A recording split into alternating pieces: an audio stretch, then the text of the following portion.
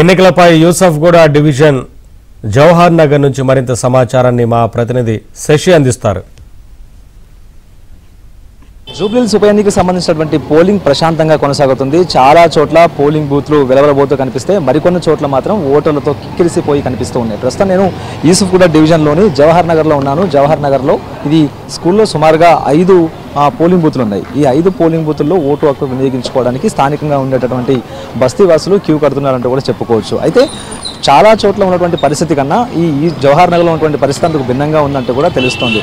చాలా ప్రాంతాల్లో పోలింగ్ బూత్లలో అసలు ఓటర్లు లేరు, ఉన్నా కూడా మందకొడుగానే కనిపిస్తూ ఉన్నారు. కానీ ఉదయం పోలింగ్ ప్రారంభమైనప్పటి నుంచి, అంటే 7 గంటలకు ఉదయం పోలింగ్ ప్రారంభమైంది, కానీ జవహర్ నగర్లో మాత్రం ఓటర్లకు సంబంధించినటువంటి చైతన్యం అత్యధికంగా ఉందంటూ కూడా చెప్పుకోవచ్చు. ఉదయం నుంచి కూడా ఏ విధంగా అయితే ఈ పోలింగ్కి సంబంధించినటువంటి రష్ కొనసాగుతుందో ఇప్పటి కూడా అదే రష్ కంటిన్యూ అవుతూ ఉంది. సో ప్రధానంగా ఇప్పటి వరకు కూడా ఈ జవహర్ నగర్లో పోలింగ్ శాతం కూడాను గణనీయంగా ఉంటుందంటూ కూడా స్థానికంగా ఉండేటటువంటి ఎన్నికలకు సంబంధించినటువంటి అధికారులు చెప్తూ ఉన్నారు. ప్రత్యేకంగా ఈ యొక్క బస్తీకి సంబంధించిన వారిలో మధ్య వయస్కులు, వృద్ధులే ఎక్కువగా తమకు సంబంధించినటువంటి ఓటు హక్కును వినియోగించుకోవడానికి వస్తూ ఉన్నారు. ఓట్లు వేయడానికి లోపలికి వెళ్తున్న వారంతా కూడా మధ్య వయస్కులు, వయోవృద్ధులు ఉంటున్నారు. ఆ తర్వాత ఓటు వేసి బయటకు వచ్చేటప్పుడు కూడా వారే సింహభాగం కనిపిస్తూ ఉన్నారు. సో ఈ పోలింగ్కి సంబంధించినటువంటి అంశంలో యువత ఈ పోలింగ్ చాలా దూరంగానే ఉన్నట్టు కనిపిస్తుంది.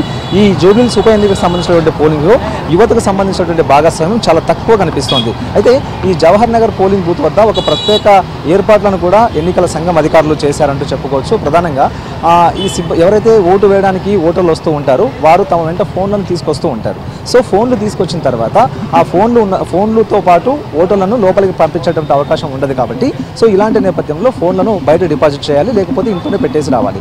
చాలామంది కూడా ఫోన్లు తమతో పాటు తీసుకుని వస్తూ ఉంటారు కాబట్టి సో అలాంటి వారి కోసం ప్రత్యేకంగా ఫోన్ డిపాజిట్ సెంటర్ను ఇటు ఎన్నికల సంఘం ఏర్పాటు చేసింది. అందుకు సంబంధించినటువంటి విజువల్స్ మనం చూడొచ్చు. ఇక్కడ 5 పోలింగ్ బూత్లు ఉన్నాయి కాబట్టి 5 పోలింగ్ బూత్లకు సంబంధించి కూడా 5 ఫోన్ డిపాజిట్ సెంటర్లను ఇటు ఎన్నికల సిబ్బంది ఏర్పాటు చేశారు. ఒకసారి మనం విజువల్స్లో చూడొచ్చు.